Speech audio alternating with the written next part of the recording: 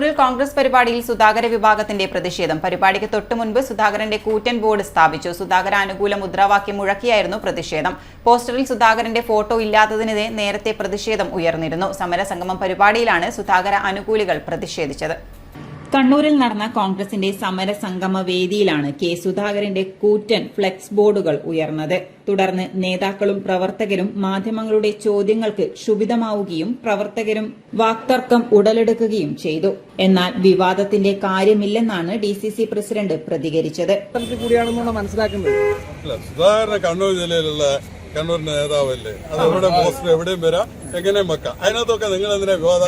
ബാനറിലൊക്കെ പോസ്റ്ററൊക്കെ ഉണ്ട്. അത് പല ടൈപ്പ് പോസ്റ്റർ നമ്മൾ ഇറക്കിയിട്ടുണ്ട്. അതിനകത്ത് ജയന്ത്, അതായത് ജയന്ത് ദിനേശാണ് ഇതിനകത്ത് പ്രതിഷേധം അറിയിച്ചുകൊണ്ട് ഫേസ്ബുക്ക് പോസ്റ്റ് ചെയ്തത്. അത് നിങ്ങൾ എന്തെങ്കിലും ആക്കിയിട്ട് കൊണ്ടുവരണ്ട കേട്ടോ. ഈ സുധാകരന്റെ മാത്രം പോസ്റ്റർ വന്നതിലുള്ളൊരു അല്ല, നിങ്ങൾ ഇന്ന് രാവിലെ കൊടുത്ത റിപ്പോർട്ടർ ചാനലിൽ രാവിലെ കൊടുത്തൊക്കെ കണ്ടു. ഇവിടെ എന്തോ അട്ടിമറിയാൻ വേണ്ടി പോവാന്ന്.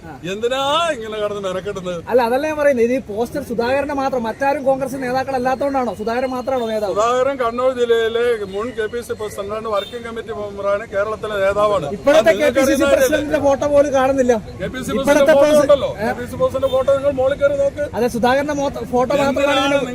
നിങ്ങൾക്ക് എന്താ കുഴപ്പം, എന്താ പ്രയാസം? എന്തെങ്കിലും ഉണ്ടാക്കിയെടുക്കുന്നത് ആഗ്രഹിക്കില്ല. നിങ്ങൾ വിചാരിക്കുന്ന ഒന്നും കണ്ണൂരിൽ നടക്കില്ല. ജയന്ത് ദിനേശാണ് അസംതൃപ്തി പ്രകടമാക്കി ഫേസ്ബുക്ക് പോസ്റ്റ് എത്ര പ്രയാസപ്പെടണ്ട.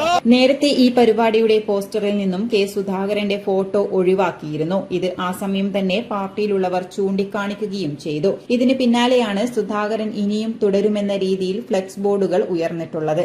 ഏറെ ചർച്ചകൾക്ക് തിരികൊളുത്തുകയും നേരത്തെയുള്ള പൊട്ടിത്തെറികളിൽ ആക്കം കൂട്ടിയുമാണ് ഇത്തവണ കോൺഗ്രസിൽ പ്രശ്നങ്ങൾ ഉടലെടുത്തിട്ടുള്ളത്. City news, Kannur.